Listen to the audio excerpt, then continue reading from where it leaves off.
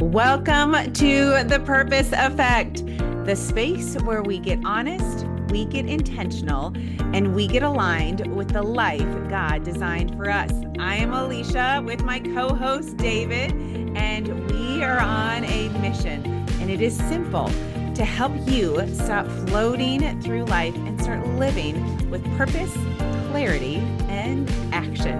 Hello, sweet friend. How are you? I had an interesting week. Delighted to get to visit with you this evening, dear. We're normally we do this in the morning. We're burning the midnight oil, ladies and gentlemen. If we're a little giddy, it's because we're both sleep deprived. Yes. Uh, Oh, Good but it things is are good. going on, scary, frightening changes in my personal life, my business life. But I'm embracing, changes of purpose and figuring out my identity. Mm. Who is David today?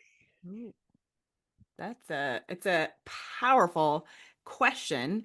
And I hope it's a question that when we are done with this episode, everybody is asking, not who is David, but but who am I, right?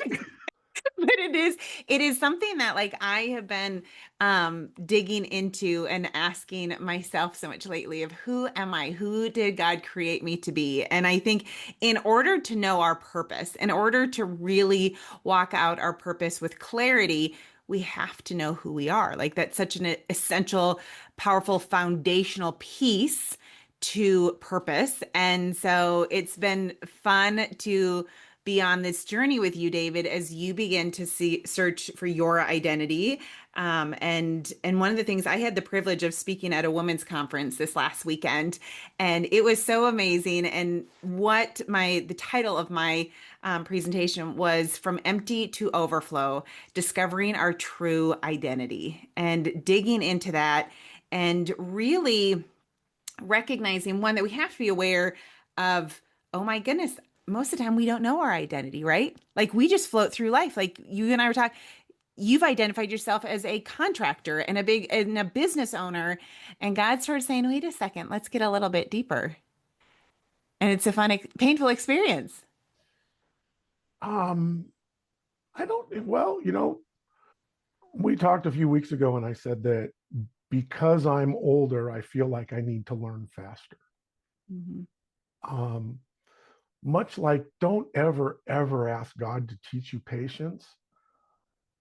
Be careful how fast you ask to grow, because my goodness, the growing pains last couple of weeks have been pretty good. But I am okay. So I have a pretty good sized business and a bunch of stuff happens. And some kind of fundamental changes are taking place right now. And I could do what I've done in the past, right? And instead of looking at, I've had a singular perspective, Mhm. right? I was, I thought my purpose was something completely different than I feel it is today.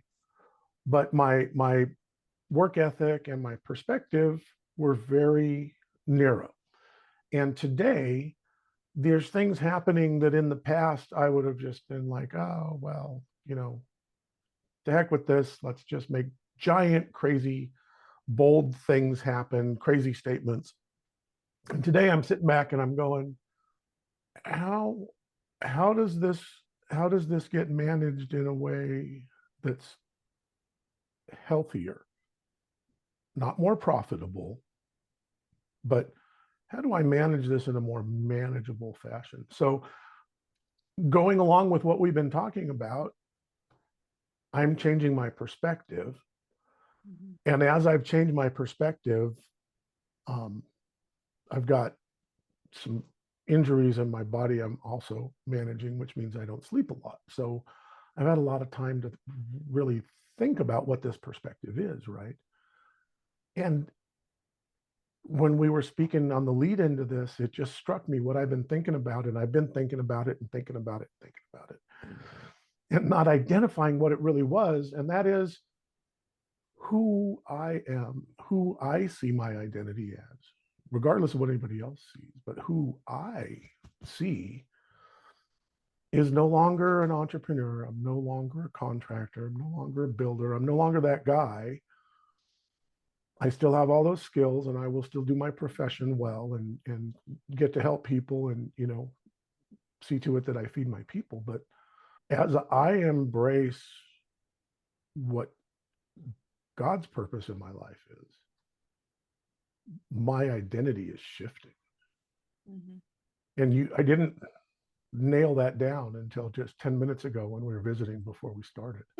Don't you love how like God reveals it, especially as you are digging into it? Because here's the thing, it requires being intentional, right? And oftentimes we go through life and we go at all these different paces and speeds and we're just so busy and I got to do this and I got to do that and we never take the time to just sit back and go, let's think about it. Let's actually be intentional in this moment to process it. And I think that's one thing I've really enjoyed over the last few months with you and I, David, is we are being intentional in digging into this purpose and the purpose effect and what does that mean, and having these conversations. Like we could have blown off tonight and be like, oh my goodness, you know what, our schedules are crazy, we're not going to be able to record it Friday, let's just skip it.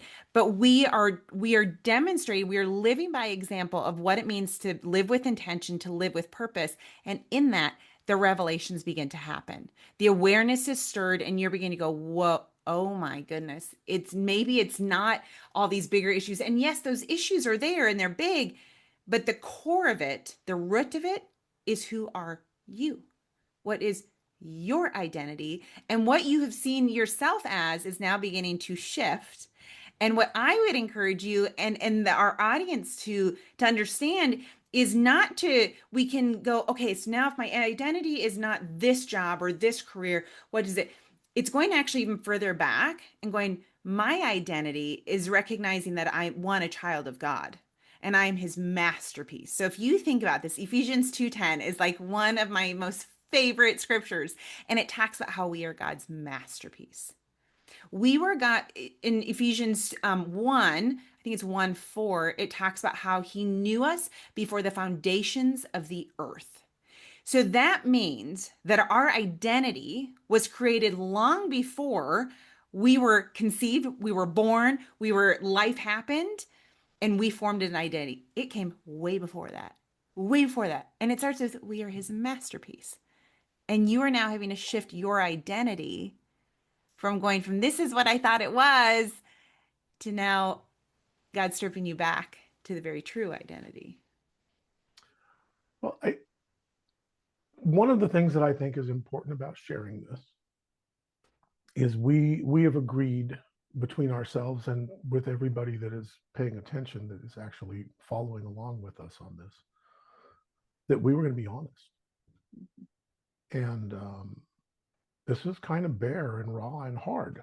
I don't, this is stuff that I usually would save for my very private circle of intimate people. But I want everybody out there to understand that the growth is not unique to me, right?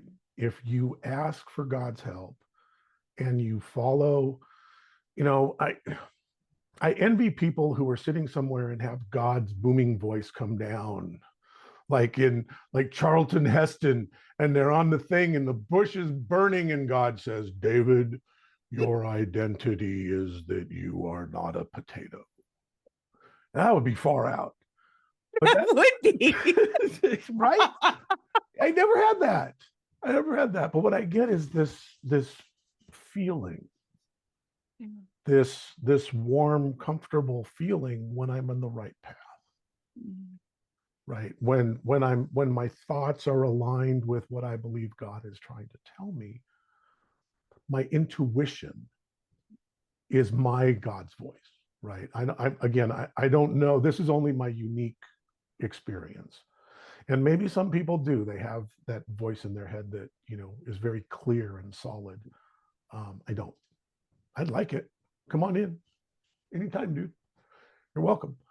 But, you know, when I'm going through this and it's heavy and I'm looking at these numbers and I'm looking at these crazy things that are happening, and I can see direct responsibility with people and things that I can't control, And then I step back and I know in here, right, in my insides that I can control what I control and I know that I'm doing the best I can. Mhm.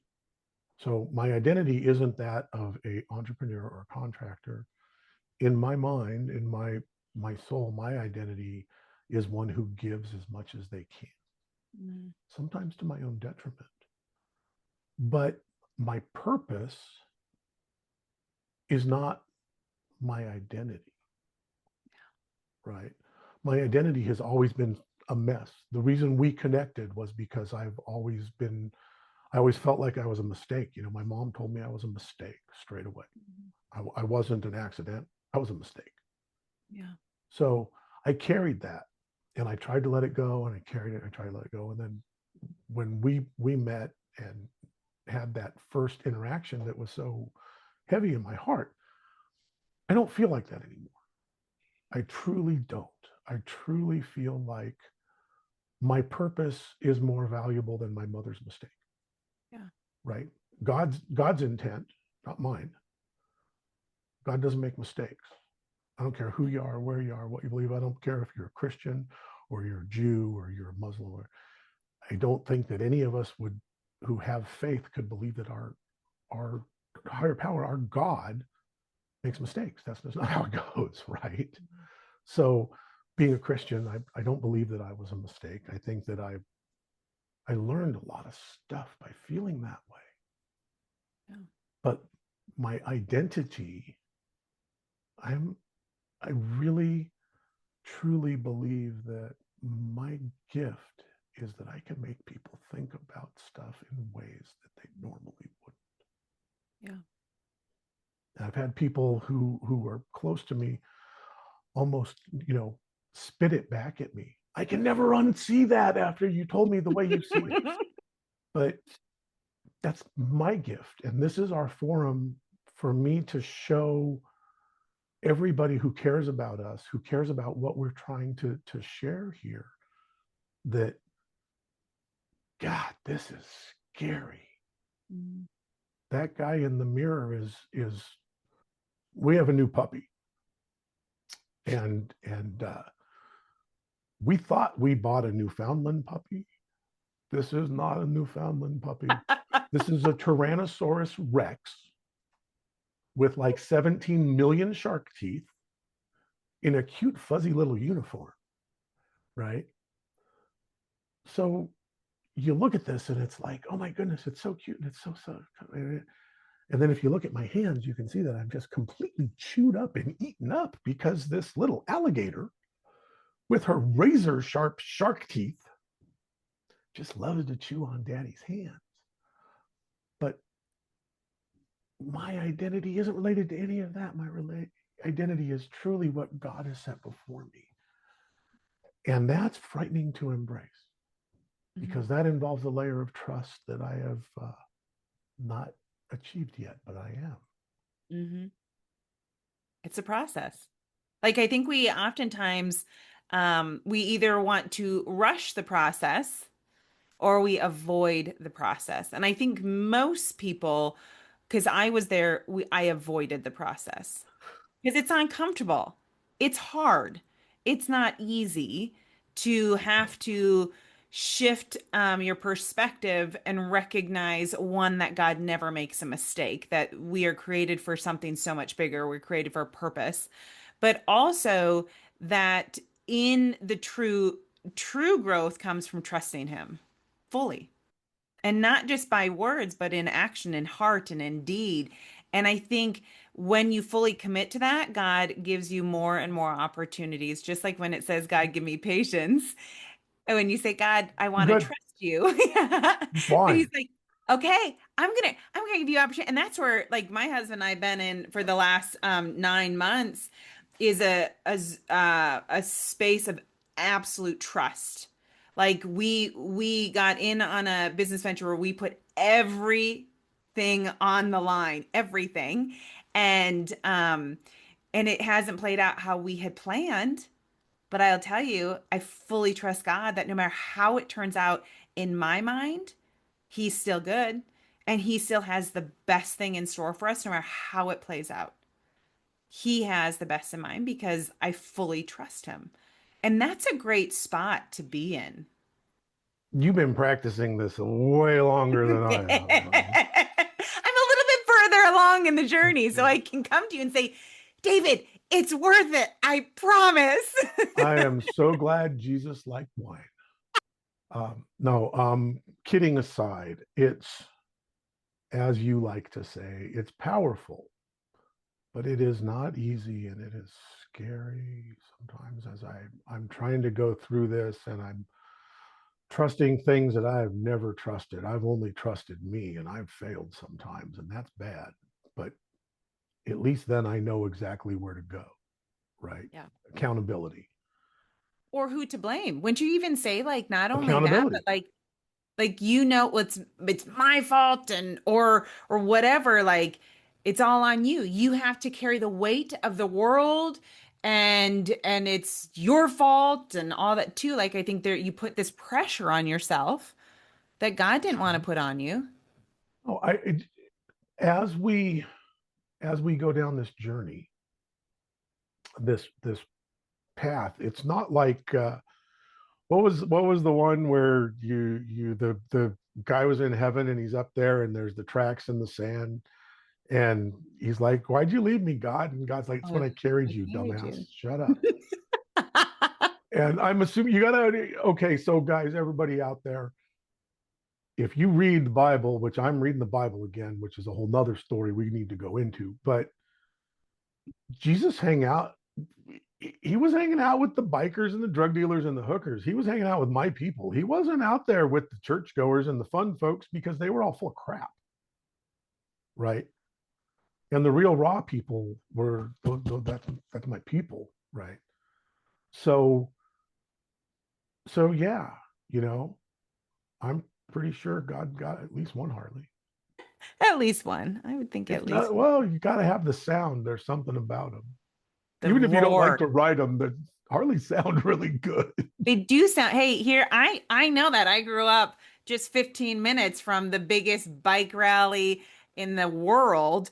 And so I have heard many Harley Davidson just cruising on by. So yes, there's an impressive sound with those.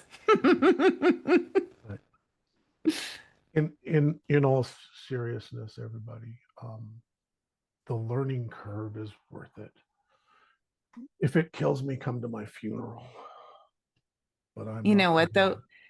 No. And here's, I mean, I think that really does come down to like going back to talking what I talked about over the weekend of our true identity. And when we come in saying, okay, God, fill my cup and help me out.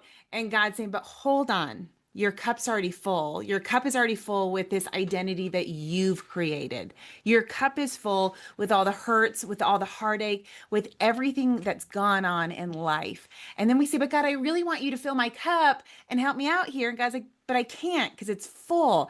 And God's saying, I need you to empty your cup. I need you to release everything that you have kept as this is my identity. I need you to let it go. And then I need you, and then I can fill you up. And in order to do that, it really you have to become aware, one, of, okay, here's my thought process. Just like as you're talking, like, oh my goodness, I just had this massive revelation, right? You're becoming aware of it. And then it goes back to then going to just saying, God, I'm your masterpiece. I'm your masterpiece. Even if I don't feel like it. And I'll tell you, even all these years later, walking with the Lord, there are days I don't feel like his masterpiece, but it doesn't matter because what God says is way trumps what I say. And I always go back to that. And another powerful tip, just even for our audience, that has been so powerful for me because a lot of this is addressing mindset and negative thought, right? Like in order to if we most of us have an identity that's not really positive. It's not always encouraging. It's more of a I'm always making a mistake, or I can never do anything right, or I'm just a mom, or I'm just this, or whatever. And so we have to, when we have to let that go And then when those negative thoughts come up, we have a choice. Do we sit in those thoughts? Do we let them just continue to grow and feed them and go, oh my goodness, you're right. Not only am I a horrible mom, but I'm a horrible wife and I'm a horrible daughter. And it just keeps fueling. Or do I go back to stop? I'm not going to keep going in that direction because it's not true. Because what's the truth? I am his masterpiece. God knew me and loved me before the foundations of the earth. And that has been a huge game changer for me, David, as I've really dug into my identity, and digging into that and going past the negative thinking and going back to the truth. And it's really helped shape me to where I am today to control those thoughts. No, if you look on Facebook in the early mornings, you'll notice that I say good morning to a lot of people, and that's one of my points of connection. And I always say good morning and something about light. Find your light, share your light, illuminate your day, shine your light on your people. Some semblance of that pretty much every day. And as I'm doing that, and as I'm going in my journey, you know, the light comes from within, and the glow that shines through us is brighter and brighter as we allow God to have that center place. And so, in my own way, what I'm saying is for, God to come to all of these people and to shine on all of them and all of us all the time. And for the covert Christian, you sure have flipped the script on me here, honey. I don't know how this happened. It didn't take very long either. I think you thought, oh, it's going to take a long time for me to talk more about the Lord. Like, what? It's been 3 months? Yeah. Here's the thing. Giggle That's away not over me. there, honey. Giggle away. I can't take any credit. That's the Holy Spirit moving. Because here's the thing, David, and I'm glad that you brought this up when it comes to like the covert Christian.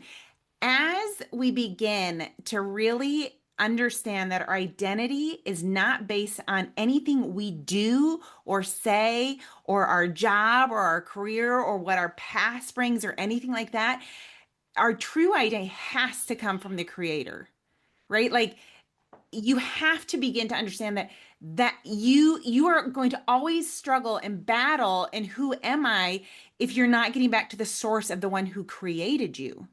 And so when you begin to understand that and you begin to go into that depth of, oh my goodness, not so when you not only am I his masterpiece, but I have a relationship, like a very intimate, deep relationship with the creator of the universe. How could I not want to talk about him all the time? Because he's changed everything in me. Because my identity is no longer, oh, Alesha, the mom of 5 kiddos, the foster mom, the military wife, the entrepreneur, the all these different things. It's I'm Alesha, the child of God. End of story.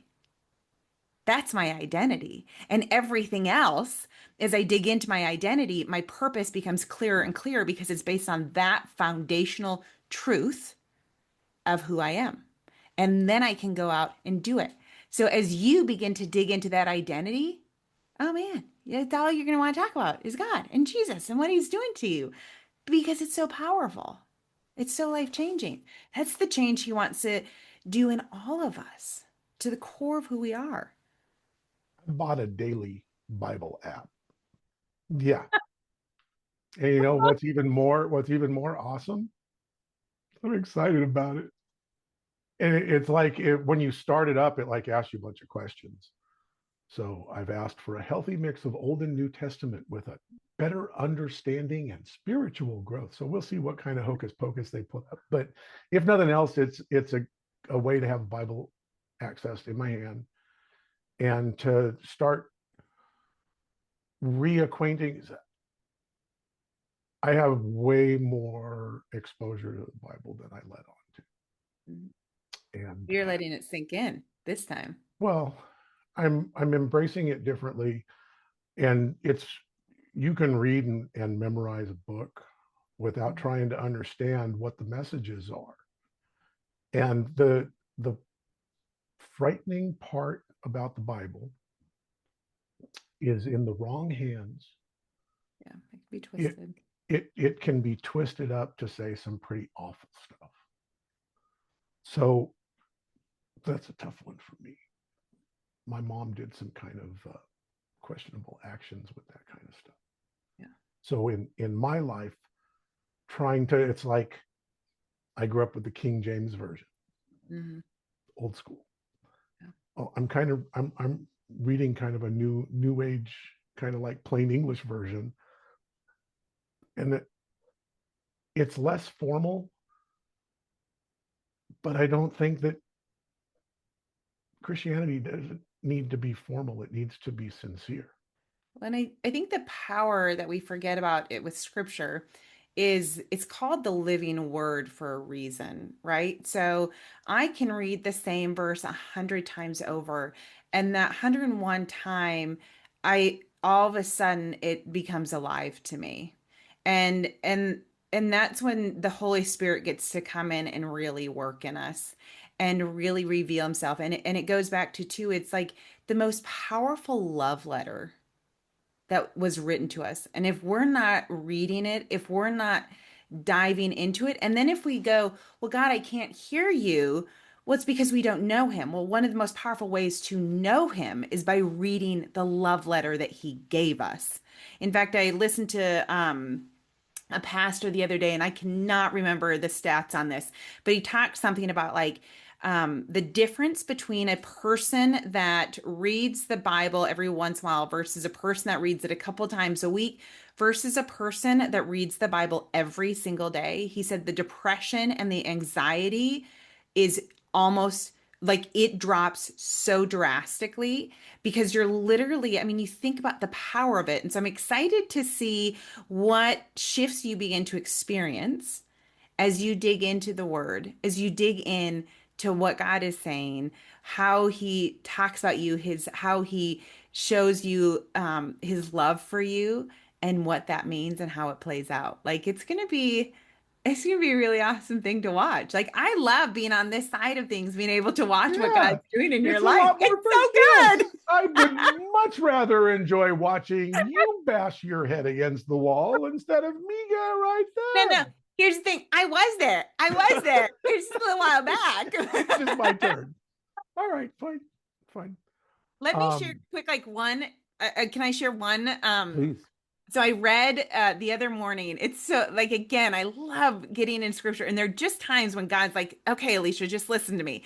And the other morning, I decided to skip the gym. I just did not want to go because I go at 5:30 in the morning. It was cold and yucky.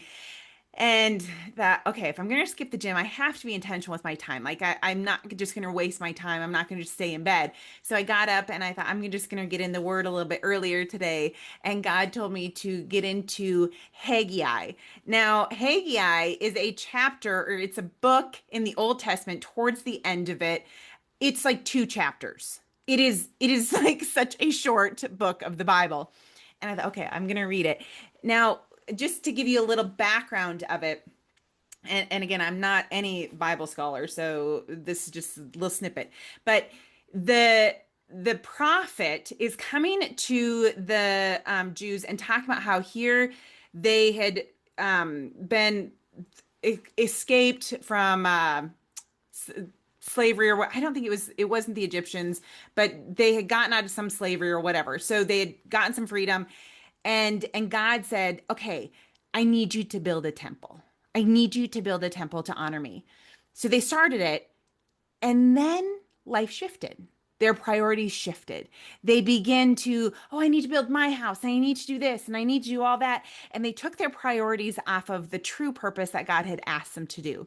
And so 15 years later, God starts stirring up the prophet Haggai, and he says, hey, I need you to rally the people. We need to finish the temple. We need to get your focus back on what I had asked you to do. And so he reaches out to one of the men, Zerubbabel, and how I can even remember these names is crazy. But in it, the one of the scriptures talks about how to be careful and wise, pretty much. It sort of, I'm really paraphrasing, but talks about being careful and wise and discerning in our things. But then in the second chapter, it talks about how that as these men begin to go back to their purpose, go back to what God had asked them, go back to the priorities and line it up with what God says, he moved so quickly. Like it says even in scripture that it took like 23 days to gather the people. Now, before in that time, they didn't have social media. They didn't have a way to email people or call them up and say, let's get moving. So it took a long time to gather the people, but they were able to gather them and make movement and make massive shifts in 23 days. And I think my point in this story is a couple things. One, David, you've talked about how you thought, okay, here I am I'm 60. I don't have time to do this slowly.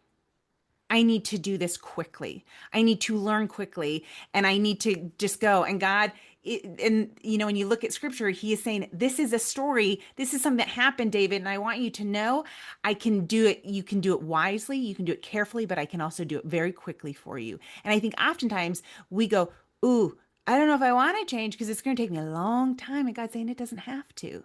When you trust me in it, I can do it quickly and I can do it with wisdom. And so I hope that people as they begin to dig into their purpose, that they understand when you call out to the Lord and say, God, lead me in this process as I begin to line up my priorities of what really matters, there can be massive shifts very quickly. It does not have to take forever for these shifts to occur. And I think, David, you are a powerful example of that, of somebody that's going, okay, God, I'm getting my priorities straight. Now let's do it quickly. Yeah, I would strongly advise you out there in podcast land to be very, very careful what you ask for. Good point. But you know what, honey? I'm in. Yeah. I, God I'm knows it. I am totally submitting myself to this purpose. I am shifting my business away from giant buildings. We're going to be going over to one of the fire areas. We have put our services out and letting people know that we are going to be shifting that because that's part of what I feel my calling right this moment is. As part of this shift of what we're doing, I'm going to focus more on helping the people that need help rather than the people who can afford help. And that's a big shift. I'm a businessman, but I know that I'm doing the right thing that way. Um, and I'm starting to understand some other things along the way that I am struggling with understanding, but I trust God to manage this for me. And it's really scary right now. That trust is definitely big, Mhm. but big, big risk gets big gain. And I feel there's very little risk in trusting God. Yeah, there is. I Yeah. I agree with It's that. scary as all get out. Yes, it is. It is very scary, but it's worth it. It's worth it. Well, So let's circle around a little bit here as going towards the end of this. So we've discussed identity, we've discussed purpose, we talked about God, we talked about the Bible. What we haven't really pulled together that the this is like all these things, right? And to you and I who are doing this, they're all very carefully macro made together, right? They're like Tetris skin and they fit real nice. But for everybody who's listening, what I'd like to do is recap a little bit of what I think this means, and then I'm going to ask you to do the same thing, Alesha. So what I'm sharing here is that in me accepting that I am not a mistake and that God doesn't make mistakes and God only makes perfect creations, and therefore I am a perfect creation of God's. I have to let go of things that I've held to very strongly.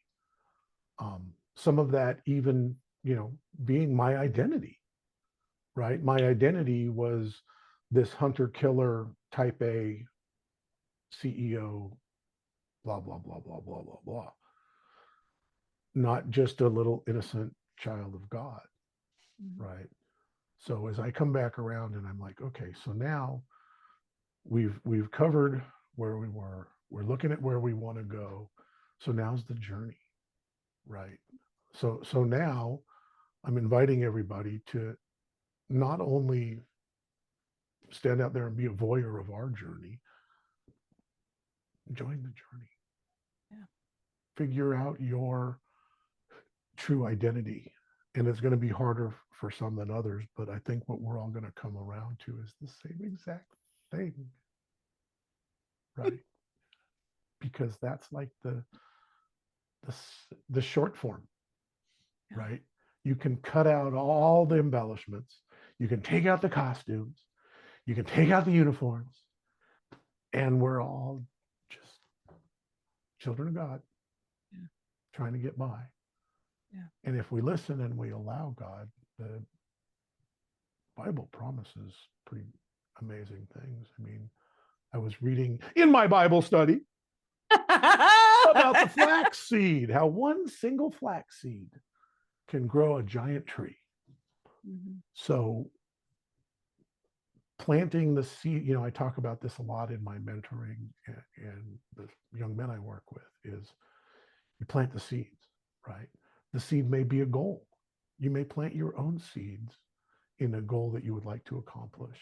And then you nurture that goal and you go through the steps and you water it, and you fertilize it, and you do all this stuff to it. And you leave it in the sun in the window one day, and it gets burned, and then you got to do it again, and you got to retrieve it. You got to water it. You got to put a little piece of plastic over it, keep the moisture in, because you let something bad happen. But that's what life is. You don't just toss it. You don't toss yourself. No matter how dark it looks, there's light.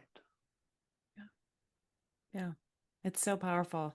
I think you summed it up amazingly. And I think it goes back to um, my prayer for everybody that is listening to this, that a stirring begins deep inside them, that they can no longer resist, that they begin to question, like, am I just floating through life or am I living with intention?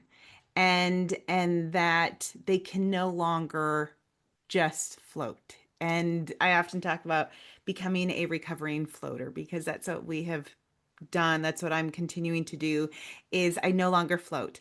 I am living very intentionally in my life and I want others to do the same. And I want others to see the power of living with purpose.